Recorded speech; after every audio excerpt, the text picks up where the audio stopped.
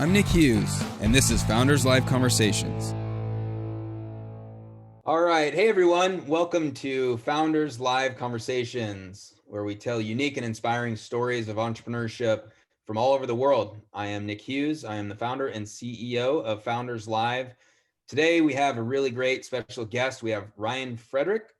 He's actually from Columbus, Ohio, and really excited. He is an entrepreneur, seasoned entrepreneur, as well as author, and he's written a great book, The Founder's Manual. Really excited to get the knowledge, get the tips, get the lessons here from Ryan. Welcome to the show. How are you doing today? I'm well, Nick. Thanks for having me. Appreciate it. Absolutely. Really excited to have this conversation. And before we jump into even your journey, your story, and then the book and all the things that we're going to jump in there, just maybe tell us a little bit about yourself, a little bit of background.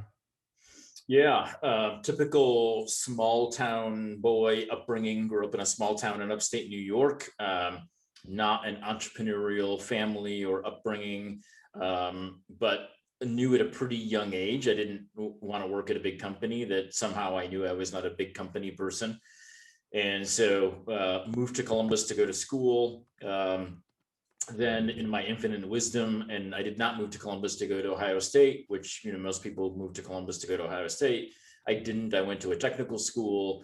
In my infinite wisdom, I thought it would be fun to then drop out of technical school because I just wanted to go do something, was my narrative in my head.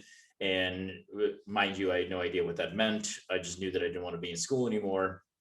And then got really fortunate and joined an early stage company. It was just a small business at that time, right? This was in the sort of late 80s, early 90s, and startups weren't a thing. Startup ecosystem wasn't a thing. Venture capital wasn't even really much of a thing at that point. Joined this startup, as it turned out, and we made a go of it. Worked pretty well. Identified another problem that we could solve. I got the investors in that company to back me in this new venture, and then sort of the rest is history, so to speak. So if there's anything that I have been good at over time, it's being opportunistic and being able to identify an opportunity and then to take a run at it. But I've also had companies that went horribly wrong and made every mistake that you can possibly make to screw it up. So I've seen it work. I've seen it work okay. And then I've also seen it be a complete train wreck. And the successes and the train wrecks are not that far apart. They're probably only degrees apart. And so it's a pretty fine line, and things can be pretty fragile through the process. Yeah. What do you think the difference is outside of luck or randomness? What would you say when you say, you're able to be able to, see those opportunities and kind of fortunate in those? What seemed to be the difference between that and maybe things not working? Yeah, I think in the things that didn't work, it was ego. We thought that we had it figured out, and we thought our approach was right, and we thought we had the right answers, and we stopped doing the things that we did in the things that did work. In the things that did work, we were humble. We didn't think that we knew anything. We worked closely with customers to validate what we were doing and whether they valued it or not.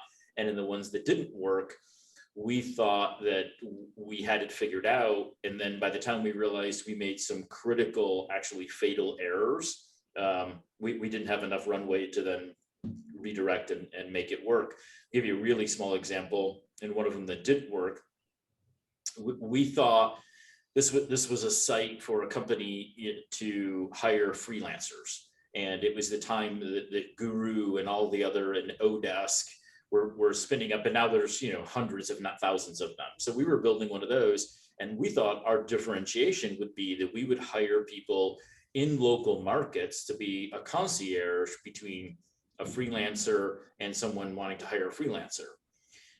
So we started hiring these market managers, and mind you, we had no companies yet signed up on the platform. We had no freelancers signed up on the platform. But for some reason, we thought we would get ahead of that curve, and we would start hiring these people in these markets. So we hired about a dozen, I guess, and then realized they had nothing to do because we had nobody posting projects and we had no freelancers posting their skills and looking for projects. Yeah. And so we burned through a couple $1 million right in the course of a couple of months, and our what should have been a completely digital approach, we burdened with this overhead of these market managers and the cost of it, and ultimately by the time we realized how flawed it was, we just couldn't recover from it. Yeah, sometimes it's just the way it is, right? I mean, the failure or the downside of entrepreneurship is as real as the upside and as the great stuff, and how much of that do you touch on in the book? Yeah, quite a bit, because I think that most people, I now believe that most people shouldn't be founders and shouldn't be entrepreneurs, because, and not that I'm, a negative Nelly, but I think that most people don't really know what the existence is like. They think it's going to be super romantic, super sexy, super baller. They're going to make a ton of money, et cetera. And at the beginning, it's none of those things. It's not glamorous. You're going to be broke before you make any money, right? And and that's not the existence that most people are comfortable with. Most people want security, stability, et cetera. Entrepreneurship is none of those things. So entrepreneurship, frankly, professionally, goes against all of the hierarchy, right, of how we're wired as people. Most people don't know that and don't understand it until they get into it. And then by the time they're in it, they're like, well, I didn't think it was going to be like this. And it's a complete drag, and it's fatiguing and draining and all those kinds of things. And so I just think most people go into it unaware of what the existence is really like. And if they knew what it was like, most people would tap out rather than doing it. Yeah. But yet it's attractive. So, and you obviously, the book it can't be so negative, Nelly. So, talk about, before we get into some of these things, talk about why is it attractive to you? Why was it attractive to you? And why do you think we all still step up to the plate? Yeah, I think it's irrational first, right? Because most things don't work, and the existence is not great until it's awesome, right? And it just sort of flips a switch where at some point it's a grind, and then you sign up a big customer, or you get an investment that allows you to scale and hire a team, or you figure out the customer product fit correctly. But up until that point, it's kind of a slog and it's kind of a grind, and then you cross a threshold where it becomes actually what you thought it might become. But it's the reason we do it is because if you're wired to be a creator, that never leaves you. And creators, and I think entrepreneurs are a version of a creator, just like a painter or a sculptor or someone who writes music or someone who writes screenplays. Entrepreneurs are creators in the sense of solving a problem to have some commercial value. And if you're a creator and you feel obsessed, right, to create, and in the case of founders creating something from a commercial perspective, you sort of have to do it, right? It's like somebody who spends 4 years working on a book, right, that they have no idea whether anybody's going to like it, whether anybody's going to read it, whether anybody's going to buy it, yet they have to write the book, right? And that's really what fuels, I think, the most successful founders and entrepreneurs, is not that they want the glamour, not that they want the riches, et cetera, but they just feel compelled that they've got to solve a problem and build a business around it that fulfills them more than any of the external sort of things that they got out of it. Does that make sense? Yeah, it does. And talk about that barrier to be broken through, because you said it's a slog, and then it, like, what is that? I mean, and I just want to get to that. I want to pull that apart a little bit, which is like, because people can get there. There's some people that might almost be there, and then they tap out. And what is required to get through that barrier to then have the momentum and the growth, and even just like getting to the point where it feels like you're running downhill, and maybe, at some point it's like, oh, now you're running way too fast downhill, and that's another issue. But what's right. breaking out of that barrier? Like, talk to us about that a little bit, what you've noticed. Yeah, I think it really comes down to discipline, because I'm not a huge fan of and this probably just makes me, a grumpy old man at this point, but I'm not a huge fan of like the hustle narrative and culture, because I think for most people that they don't even know what it means, right? And much of what's inside the hustle culture is just sort of busyness and distraction, right? And you're not really driving toward anything. But I think discipline is an incredibly powerful thing. And if you have validation that you're working on a problem that customers value, and you grind against that in a very disciplined way for long enough, you don't even have to be that skilled and that smart. I think an average person grinding away at a problem that there's clear validation around eventually will figure out a way to solve that problem in a way that customers value. You just have to give yourself enough time, but also be disciplined enough over that period of time to make that, a reality and have that come to fruition. So I think that discipline is incredibly important to be able to fight through the days when you don't want to show up, you don't want to make any more cold calls, you don't want to reach out to any more investors, you don't want to hear from any more customers who say that your product isn't good enough, right? And it doesn't do A, B, and C either, even though it does every other letter of the alphabet. And it's really about discipline. Yeah. And frankly, most people are undisciplined. That's why they never see it through long enough to actually make it work. And they sort of want it to happen sooner. It on average, it takes 10 years to build a company of enough substance. Because even if you look at the biggest of the biggest names, right, they didn't have success overnight. And if you're not willing to grind and be disciplined for a real long period of time, then it's probably not going to give you the return that you expect. Yeah. Are you a Jocko fan? I am actually. Yeah. And I read his books after, sort of realizing how important discipline is. But I do think, especially as an entrepreneur, discipline is critical, because the only thing that you can really control is how disciplined you are inside of trying to get this business running and to make it work. Right? That's the one thing as an entrepreneur you can control. You can't control virtually anything else around the company except your level of discipline. This is awesome. I'm typing into the chat, everyone. Look up Jocko Willink or Willink, and he is the Jocko podcast. His books, one of them, and he talks a lot about discipline equals freedom. And first of all, his history and his background is in the military and the Navy SEAL.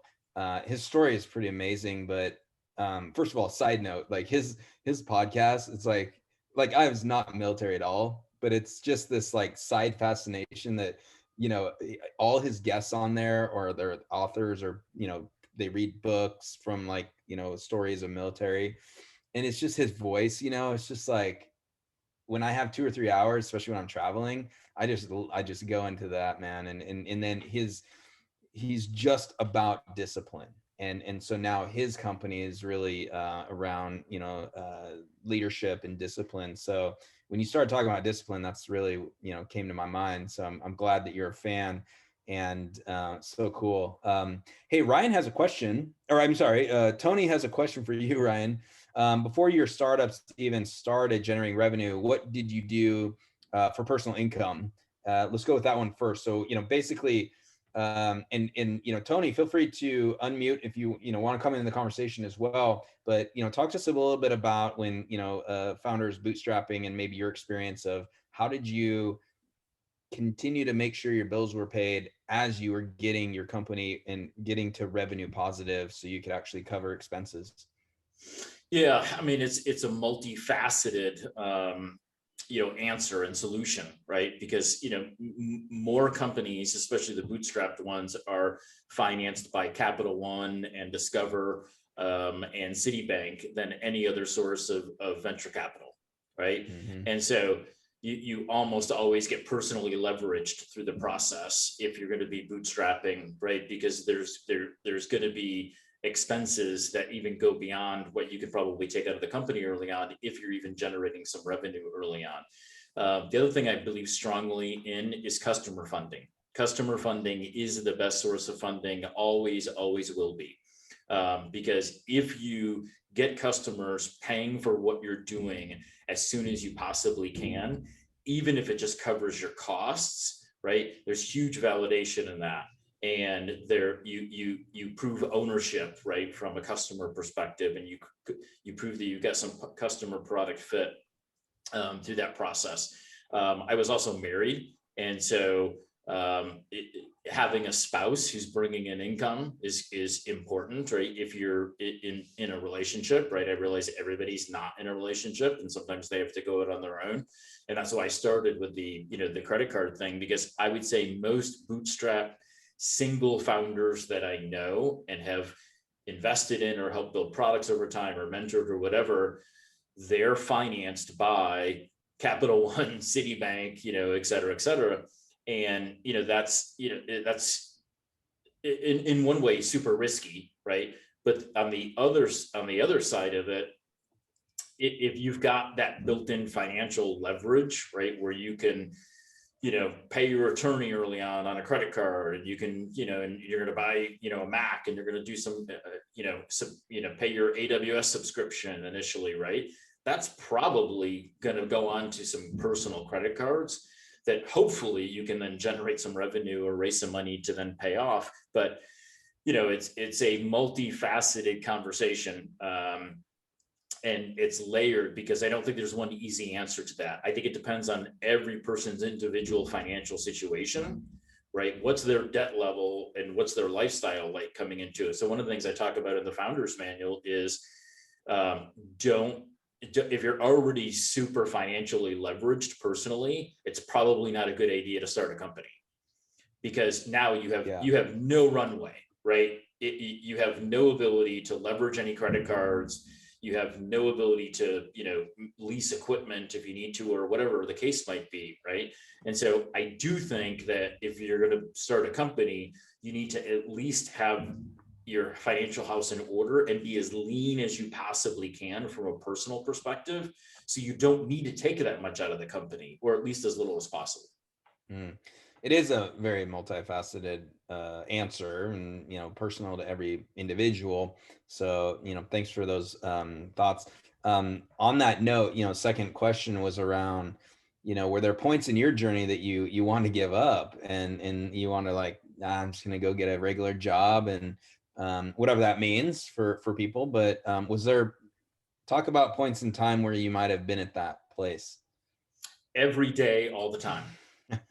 I was actually super jealous of people, especially when it's not going well, right? Then I was super jealous of people that knew they wanted to be a firefighter since they were 5, or a teacher since they were 7, or an architect since they were 8, because that seems like professional utopia, right? That from a very early age, what you want to do professionally. I was one of those people that had no idea what I wanted to do. That's why I dropped out of technical school, because I knew I didn't want to stare at a screen all day, every day as a developer, but I also didn't know what I wanted to do. And so I was one of those that was sort of searching, right, for some professional identity, and then joined this startup and realized, oh, I sort of dig this. I like trying to build something new. I liked the challenge of it. I liked the creativity of it. I liked the fact that we were a small team. Another reason that I like some of Jocko's stuff is because Navy SEAL teams are interdependent, right? Small units that everyone has a craft, everyone has a role, and yet everybody's in it together, right? And so that's what a startup team is, right? A startup team is really a team of Navy SEALs. you've got somebody hopefully who's good at marketing and sales, somebody who's good at engineering, somebody who's good at design, right? And then somebody who's good at the business stuff, right? To raise money and hopefully, get bills paid and figure out valuations and term sheets and that sort of stuff. So, but yeah, there were lots of times where I thought, this is just insanity, right? Just accept being more normal and go like get a real job and have a real career and have some real stability. But if you're wired to be a creator and a problem solver, that's not good enough, right? Normal isn't that interesting to creators. And I wasn't that excited about, even though I would think about it, I would then be like, all right, well, this existence that is frustrating and tormenting and torturous is actually better than pretending to be normal when normal isn't acceptable. It's exactly the way I think. And it's almost like there is this like very reverse psychologically twisted way of thinking, which is, even though this can be painful, I would rather have each day and each month as a possibility and as a like a creative energy and like almost in my hands possibility versus the long road of monotonous and possibly very boring and not challenging, or not creatively challenging, and whatever the case may be. You know what I mean? I totally feel and understand what you're saying on that. Yeah, I think I think there's great power in the fact that if you want to be challenged and you want to be fulfilled and you want to do interesting stuff, right? And that's how you're wired. And even if you're not sure why you're wired like that, it's probably going to be more tormenting to try to go sit in a cubicle somewhere on the 7th floor of some company, right? And to bring your thermos every day, right? And that's a worse existence than failing at being a creator. Yeah. And with that, I want to shift to into, you mentioned achieving flow, and that's also another interesting, like, cool trigger word for me that I love. But achieving flow in being a founder. So obviously we've touched on how how it's a challenge at times. It's also almost an addiction, or it's attractive to the creator to get in that.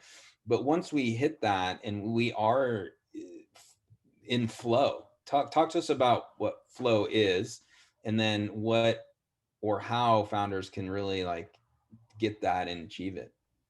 Yeah, so flow in the sort of briefest, simplest explanation is when someone is performing unconsciously at a high level. And typically it's related to sports, where someone, the classic example that I use is Reggie Miller, when he was playing for the Indiana Pacers against the New York Knicks in a playoff game, scored 9 points in 8 seconds. And he was just sort of out of his mind. A couple things went right, and in a situation like that, they sort of have to. But flow is typically used in an athletic sense, where someone is performing at an exceptionally high level, and it appears that they're not even trying, right? And I think that founders can achieve flow when once someone gets validation that what they're doing is of value and they're solving a problem that customers care about. That's when flow can kick in for a founder, because then it becomes, everything seems to get marginally easier, right? That the marketing gets easier, the sales gets easier, the knowing where to take the product gets easier, the conversations with investors get easier, right? And so I think, flow and sort of operating unconsciously as a founder at a high level is after a founder realizes, holy cow, I'm actually onto something and this might actually work, right? That's when they sort of cross over into a state of potential flow, where it becomes, and flow is also about a level of confidence, right? Where now you know that you have the foundation to perform at a high level, right? Mhm. And like an athlete who's in the zone, as flow is called in athletics, right? That athlete has trained and practiced and shot 1,000 right shots, right, over the course of their career. They've prepared to then have the circumstances get them into a state of flow, and founders do that too when they get it to a point of having enough validation and enough confidence to say, okay, this is going to work, and I know what the levers are, and now I just need to pull the levers at the right time and with the right level of pressure to then sort of get into a state of high performance and confidence. Yeah. And do you think getting there is it really just, experiment, like sets of experiments to, it's talking with your customer and market base, learning what they value. So you also write in here, creating a product customers value, and that can be such a simple statement, but let's dive a little deeper on what you mean, or what actually it means to figure out how to find what those customers actually value. Yeah, one of the things that we're not good at as humans is getting and staying close to people, because people are complicated, people are messy, and people might give us negative feedback and say they don't like what we're doing or how we're doing it.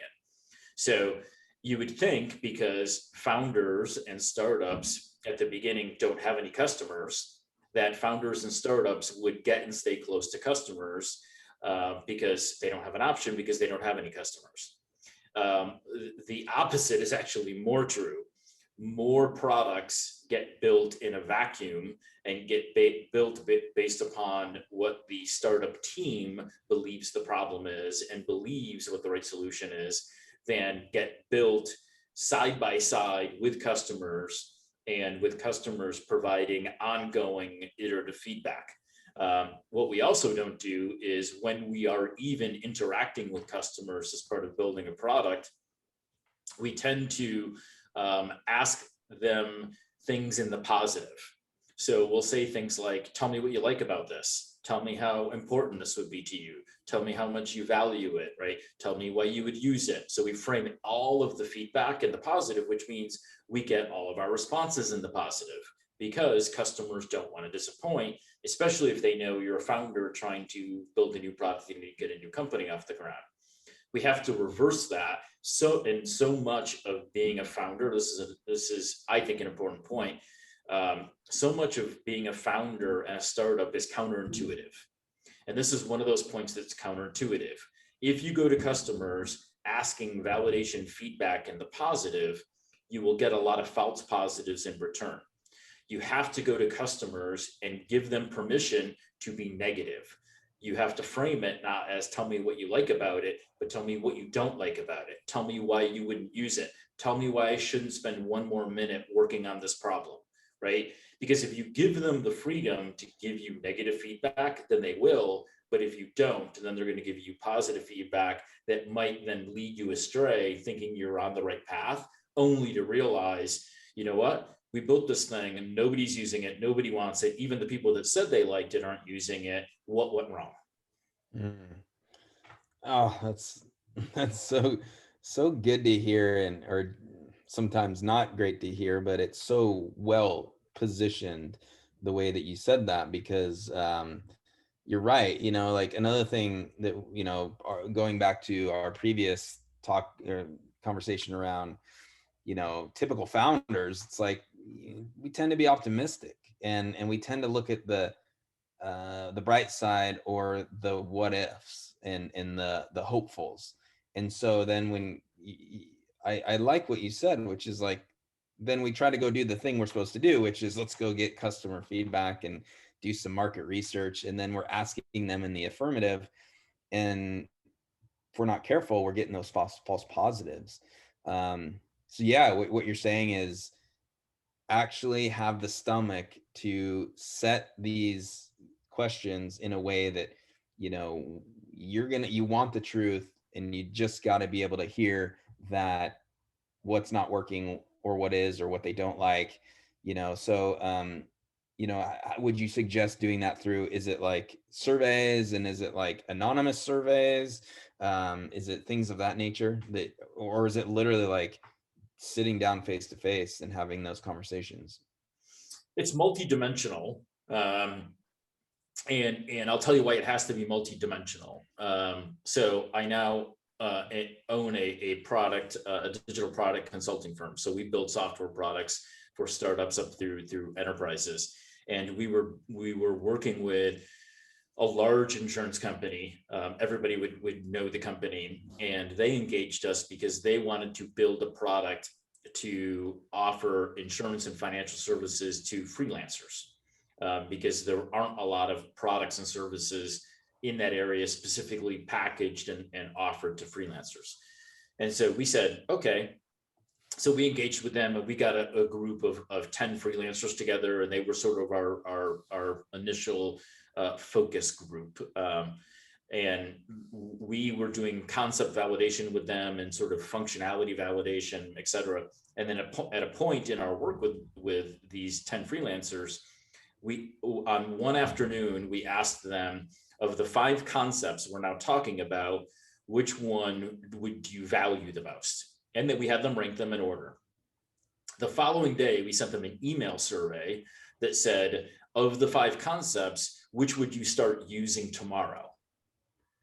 The results surprised us because the way they ranked them in value was the opposite of the way they responded to the email survey of which one would you start using tomorrow. They were complete opposites. So then we reached out to the 10 freelancers, and we said, okay, hold up. You said this one would be the most valuable, but yet when we asked you to rank on which one you'd start using tomorrow, it was your 5th most valuable one. And we said, what's going on? And they said, well, they're different questions.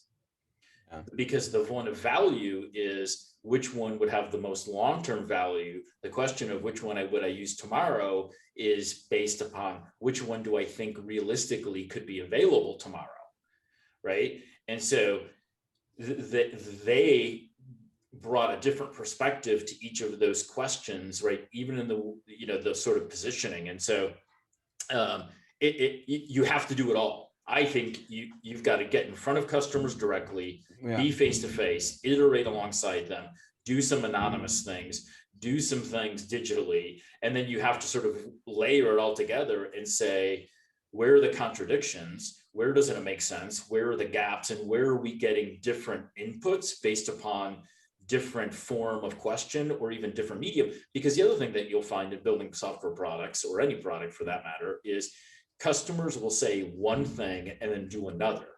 So they'll tell you, I want it to work like this. And then when you actually hand it to them, then they'll say, ooh, I was wrong. I actually don't want it to do A, B, and C. I want it to do A, skip B, do C, and then do D. Well, and as you describe all this, then, a logical person would just be like, geez, if you're getting all this, we're getting all this data that basically is like spaghetti thrown against the wall, it seems like. What do you do with it? And so is it more like, yes, it's important to ask these questions in various ways. You have to then collect all the data and the answers. You see where the directional pointing is, but then you track it with obviously the mission, the goals, and where you want to go in terms of a company and the product. And then you just got to make a decision. How do you take all that contradictory data and then actually do something with it? Well, you made a really good point, and you talked about, right, direction. All of this is a compass, right? And it's just, and one of my founder friends says this eloquently. His objective every day is just to fall in the right direction. Right? Mm-hmm. It's not to be sprinting in the right direction, right? As long as he's falling generally in the right direction, that's a pretty progressive and productive day. And all of this customer input and feedback really is just a compass to say, directionally, are we headed in the right direction? Because some of it's going to be wrong. Some of it is going to misalign with where you want to take the product and the company and your vision. but directionally, if you're headed in the right direction, then you're probably better off than most. Just don't ignore it, right? If all the feedback is saying go northeast, and you're like nah, and you head southwest, now I would say you're making a pretty sort of foolish decision, because now you're not taking that input and actually sort of giving it the respect that it deserves. Yeah. Tony's got another great question, actually. And I've got some thoughts on this too. What behavioral qualities do Jeff Bezos, Steve Jobs, maybe even Elon, if you want to kind of put those individuals in a category, what do you think that founders should emulate based on, let's go with those 2 or 3 characteristics of those individuals? Yeah, I think all of them have in common a way to simplify complexity. Because even if you look at some of Amazon's like shareholder notes and comments and like when the Fire Phone came out, Bezos is quoted as saying, because it's actually in their shareholder notes, yep, it was a big flop, and I hope that we'll have even bigger flops moving forward, right? Because he sort of knows that if they're not pushing the envelope, if they're not experimenting, and if they don't have some pretty significant failures along the way, they're not pushing hard enough, right? So he, and I think Jobs and all of those people and all the visionaries, and I would include the founder of Bumble and some of the even the more recent ones. Vimeo just went public, right? That the really good founders have a way of taking a lot of inputs, a lot of chaos, and have the ability to sort of synthesize it and to simplify it quickly and what appears to be fairly easily. I'm going to add to that, which is, I love how you went that direction. And I'm going to add to it that it's like they can just see through all that complexity and through the fog, it is that directional thing, right? And it's like maybe it's almost visually, it's like the way that the Matrix is like that. And it's just like, they can see it. And they then can continue forward and obviously lead teams through that as well, and not necessarily getting distracted with all the other stuff and the failures like you're mentioning, right? And I think that that's tremendous skill. Yeah, and I think we also have to step back, because one of the things that I also hear and see a lot is, well, I just want to build the next Uber, or the next Amazon, or the next Facebook, or the next Google, or whatever. And I caution people, because I'm like, you realize that Facebook started as hot or not for a Harvard dorm room. And Right. did Zuckerberg ever think that Facebook was going to become what Facebook is? Not for a second, right? Amazon started selling books online, right? Yeah. And did Bezos ever think that Amazon was going to become what it's become? Not for a second, right? Now, eventually they did, right? Eventually they saw the light, right? Yeah. And sort of saw through the fog. But at the beginning, they were just trying to make something work, Totally. something really small, really niche, right? Selling books online was novel, but also super niche. And then they built an infrastructure to sell books online that they then realized, well, now we can just virtually sell anything. But was that the plan? To a degree, but not to a degree. And certainly Zuckerberg had no idea Facebook was going to become what Facebook is, right? Right. And it's just, it's a tremendous mistake to look at hindsight as 2020 and surmise like 20 years into like, well, and so Ryan, or sorry, Tony, I keep, Tony, that when he writes a question, he writes Ryan. So I'm like, I see the name. Tony, your question is really like, I love the question. I also want to make sure that we're all careful that you can't just look at someone like Bezos with a 30-year, 25-year record and be like, well, what did they do? What's different about them? Or like, what 2 things did they do to make them like who they are? Because, just like what Ryan's saying is, at some point, it was just an idea trying to get books sold online. And clearly that was forward thinking at the time. But like he in 1995 would not have been able to say what it is now. Like there's just no way, right? Like as best a vision as Steve Jobs had, you know, he couldn't in 1985 been able to describe this, just, or 76 when they're just building the first computer, right? So I have shared in the chat, here's my answer is, and that's a great book. It's Iconoclast, and really just being an iconoclast is really about, in the end, I would say just standing strong for something independently or uniquely in a way that, and actually this kind of came up last night when we had a conversation, is really just like not caring what people think, and thinking independently and standing strong on certain like values and certain things that that individual tremendously cares about, and then outwardly to the public is like, you know, bringing forth, you know. And so I think when you look at Bezos, Jobs, you're right. Is it when or Whitney Wolf, right? For you know, Bumble. Yep. You know, you think about people that they are icon class because they are so set on certain things and not looking for necessarily like a validation here or a validate. They're not asking their friend like, do you think I'm right? No, they're just like, you know, Steve Jobs was so focused and set, and he was an icon class, and he was brash in some ways, but like that, I'm not saying it's all required for entrepreneurs. You don't have to be just like that, but that quality is what it takes to break through these barriers at times. What do you think about that, Ryan? Yeah, I think that's true. But I also, and this is you know, just my personal experience in being part of starting companies and then investing and helping, you know, build products, etc. The best founders to me are the unintentional founders, the founders that, you know, I identify a problem, and then they see the problem existing, and then they don't even want to solve it, right? They're sort of like, ooh, would somebody just solve this, right?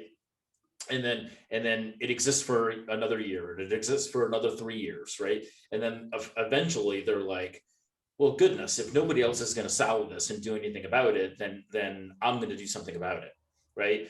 And so there's a startup in Columbus where I spend most of my time, called Root Insurance, and they just IPO'd, and you know, they're worth a couple of billion now or whatever, and I've got, you know, friends as part of the founding team, and then a bunch of people as part of the larger team there. But one of the co-founders worked at Nationwide Insurance, and he was at Nationwide Insurance for over a decade, and so he helped launch Root because he understood how car insurance works. He understands, you know, the actuarial part of it. He understands the underwriting part of it, the policy management part of it, et cetera. He just then said, well, geez, there's a better way to approach car insurance than the way than its legacy, you know, manner of getting it done. But he already understood the problem to an expert level because he had lived it for 10 years inside of Nationwide, right? Working on it, working with customers, seeing the internal operations, et cetera. And I just love founders and startups that have that depth of problem awareness and understanding, because I think it gives them a leg up, right? Because what this is all about is increasing odds of success, right? Mm-hmm. And so you can place a bet that you're a visionary like Bezos or Jobs or Musk or whatever, right? Or you can place a bet that if I identify and I understand a problem at an expert level, now I have an opportunity to potentially solve that in a commercially viable way.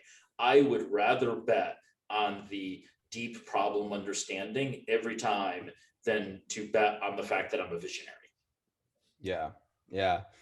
Yeah, thanks. And Chris is asking around the lean startup model. It's great, but it worries me that everyone, irrespective of individual circumstance, business, must follow this model. No one is talking about the exceptions to the rule. So, maybe talk a little bit about what are your thoughts on the lean startup methodology or model, and what are other things surrounding that. Do you have thoughts around, yes or no, or what you maybe should still consider? I think there are some good tenets of lean startup. Um, get and stay close to your customers, iterate closely with them really fast, right? So learn really fast, run a lot of experiments really fast. I think there's a lot of it that's important. I think what it doesn't touch on enough is what's equally as important, those things, and they're all incredibly important.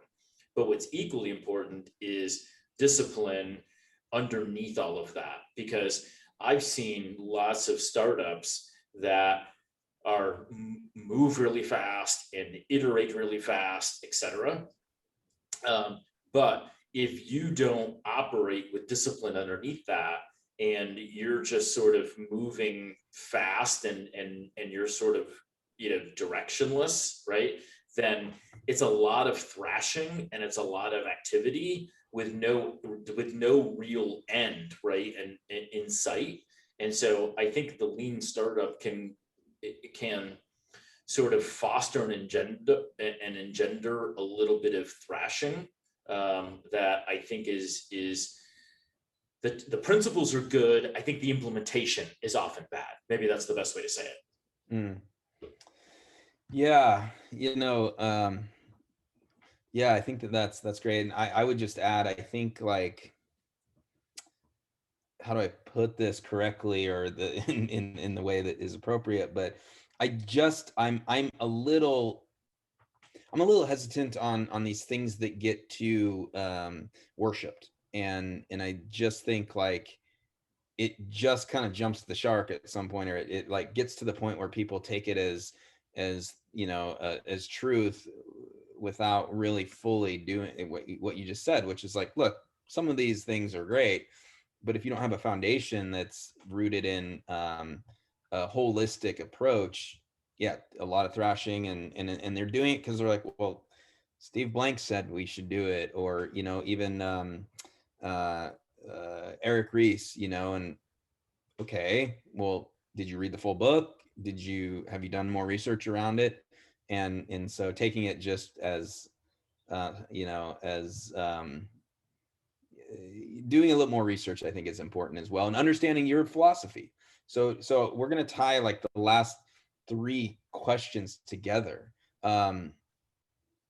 Yes, lean startup model in general has some great principles to it, but when you look at going back to, like, jobs, or even Elon, like, they have an operating philosophy that is born independently or influenced them from very early. It's theirs. They're not, like, picking up the latest book and saying, well, I'm going to do this because, like, that's what Eric Ries said. You know what I mean? So, like, let's, like, mesh all this together as this final question, because I think it's the crux of everything, which is, there's just great entrepreneurs. There's like a holistic view, pulling in all these various theories and approaches, teachings, learning through years, to then make literally their own approach to how they want to manage themselves and their teams and their products. What are your thoughts on that? Yeah, I think methodologies can be dangerous because I think they can become crutches. Yep. And I think anytime as humans we use crutches, it's a slippery slope and it's potentially dangerous. Um, I also think that entrepreneurs in particular are a pretty vulnerable group, right? Because especially starting out, there's a lot of imposter syndrome, there's a lot of anxiety, there's a lot of stress, there's a lot of, am I capable of doing this and making it work? So there's lots of bad advice for entrepreneurs because it's easy to give advice, right? And some people, and I realize we're doing a show and a podcast, and we're giving it. It's a little meta here. Right, and we're giving out some advice, but there's also a lot of advice that isn't grounded in experience, right? And I think that can be dangerous for founders. I also think, finally, that founders are in a situation where we're so desperate to get to a point that we can teach entrepreneurship and that we can just sort of stamp out successful founders and successful startups, right? So almost every major university now has a minor in entrepreneurship, if not a major. There are accelerators around every corner, right? And the entrepreneurship, from my perspective, isn't something that can get taught. It isn't a classroom activity, and it isn't something that you can take a bad founder and a mediocre startup into the front door of an accelerator and have a good one come out the back door. So I think we're now pushing to try to make entrepreneurship and startups assembly line cookie cutter, and I don't think that aligns with the realities of starting a company. Yeah, and I will add, which that is so great. I will add, I mean, it's just so ridiculous, and I'm not surprised that this group of people around the world, or there's a group of people that are always trying to find the fast, what's the way to hack entrepreneurship? What's the how do we skip to the front of the line? Ironically, we had a talk last night. It was the secrets of startup growth, but that's simply like the truths of startup growth. We're not trying to find this the fast track, because there is no fast track. There is no, and if you look at a company, and by the way, like I would just, the last thing I'm gonna say, and then we got to tie this up, but man, this has been such a great conversation. I think we're seeing things with like even Clubhouse, it's like, how quick did that come? Well, we're going to see in the next 6 to 12 months, how do they stay, or how fast do they drop? And so it just is, there is no shortcut. There's like you said, that learning, experiential. So I was thinking, when you're talking about that, entrepreneurship is experiential learning. It's not sitting in a classroom, reading a textbook and hearing a lecture and, oh, now I'm going to be an entrepreneur. And so when we do these sort of things like this conversation, it's really pulling out what you have experienced and in the lessons, and it's just helping people get some perspective. This is we're not prescriptive here. This is really experiential. So Ryan, I want to give you the last word before we're done here. Yeah, well said. I think, this is about principles, and this is about perspectives, right? To increase the odds of it working, right? And anybody that says they have all the answers and they have it figured out is being disingenuous to themselves and others, because there is no one way to be a successful founder and to build a successful company. Yeah, absolutely. Well, Ryan Frederick, this has been so great. Thank you so much. And thank you everyone for being in the room, listening and adding your questions. It was a beautiful conversation. So, thefoundersmanual.com, where you can find more information, find the book. Yep, that works. Awesome. Well, thank you so much. Have a great rest of your day, Ryan. And for everyone, thank you for being in here, and thank you for listening. If you're listening after the fact of this live recording, and this is, Founders Live Conversations, and we do this frequently. So hopefully see you again soon.